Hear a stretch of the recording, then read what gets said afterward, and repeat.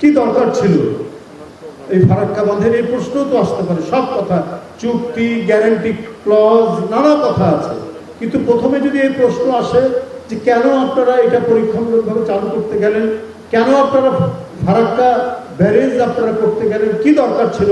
আপনাদের দেশেরই একজন বিখ্যাত ইঞ্জিনিয়ার, তার নাম হচ্ছে কপিল ভট্টাচার্য।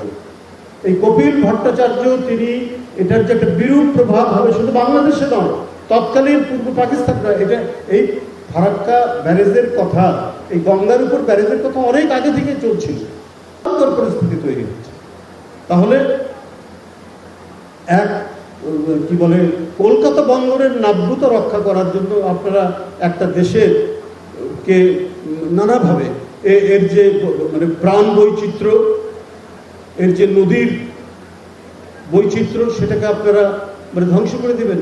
আমি যতটুকু পড়েছি, আমি তো বিশেষজ্ঞ নয়, যে আমেরিকার বহু নদী থেকে ড্যাম, স্যার যে কথা বলেন ডক্টর আইনুদ্দিন স্যার, যে বাঁধের যে মানে বাংলায় বাঁধ আর ইংরেজিতে অনেকগুলো আছে, এমব্যাঙ্কমেন্ট আছে, সেটাও বাঁধ, ড্যাম সেটাও বাঁধ, এরকম ড্যাম যেখানে পানির গতিপথ সরিয়ে দেওয়া যায়, এরকম 100টা নদীর উপর দিয়ে ড্যাম তুলে দেওয়া হয়েছে শুধুমাত্র নদীর স্বাভাবিক প্রক্রিয়া, স্বাভাবিক মানে চলাচলকে অব্যাহত রাখার জন্য।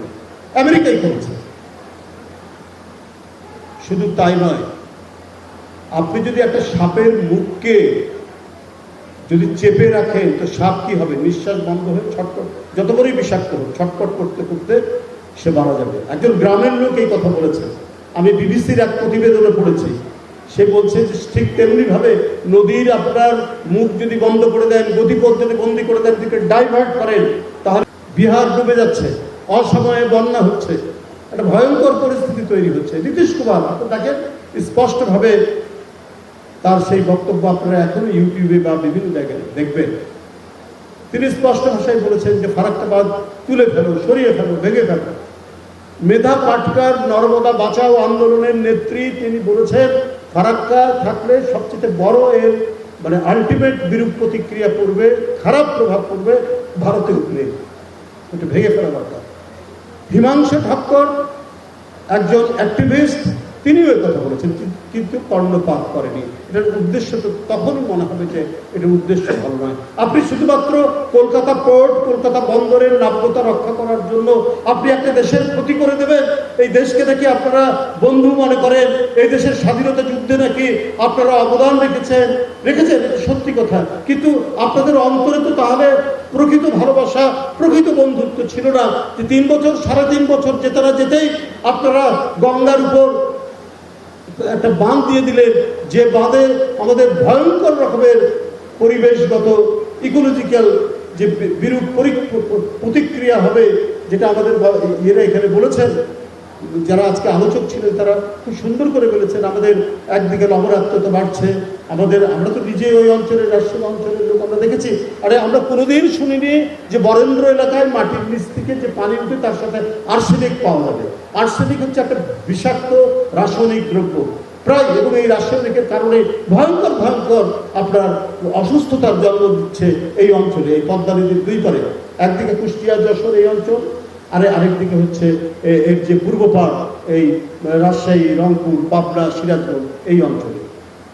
আমরা আমাদের প্রতিবেশীদের সাথে সৎ প্রতিবেশী সুলভ সম্পর্ক থাকবে, কিন্তু সেটা সমান মর্যাদার ভিত্তিতে। ব্রিটিশ আমলের শেষ দিক থেকে কথাটা উঠছিল যে গঙ্গার উপর একটা ব্যারেজ করতে হবে। এটা করতে করতে 50-এর দশক, 60 দশক থেকে এটার উদ্যোগ শুরু হয়েছে। তখনই তাদের দেশের চিফ ইঞ্জিনিয়ার কপিল ভট্টাচার্য বলেছেন এটা সর্বনাশ হবে, এবং তিনি প্রতিবাদ করেছেন। এবং যেটা জানা যায় একটা পর্যায়ে শেষের দিকে তিনি পদত্যাগে করেছেন, কিন্তু নীতি নির্ধারকরা এই কথা শোনেননি। শুধু কি তাই, বিহারের বর্তমান সরকারের আগে সরকার, নীতিশ কুমারের সরকার, তিনি বলেছেন ফারাক্কা বাঁধ ভেঙে দাও। ভারতের ভিতর থেকে বলা হয়েছে। এটা শুধু বাংলাদেশের উপর বিরূপ প্রভাব ফেলছে না, ক্ষতি করছে না, এটা ভারতকেও প্রভাবিত করছে, বিরূপ প্রভাব ইয়ে করছে।